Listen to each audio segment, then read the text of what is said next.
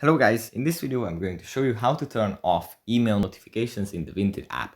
But before that, don't forget to subscribe and leave a comment down below because at 10,000 subscribers I'm going to show you my whole YouTube revenue statistics and growth strategy.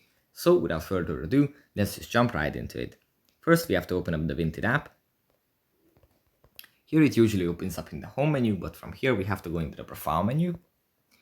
Here in the profile menu we have to find settings, almost at the bottom of the list. We tap on the little button.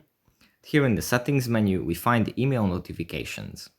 We tap on this, and at the top, there is this little button that says enable email notifications.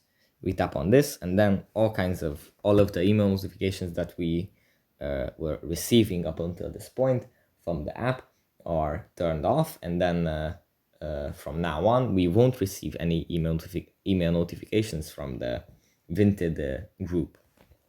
So yeah, that's pretty much it for this video. Hope it was helpful for you guys and see you in the next one. Bye.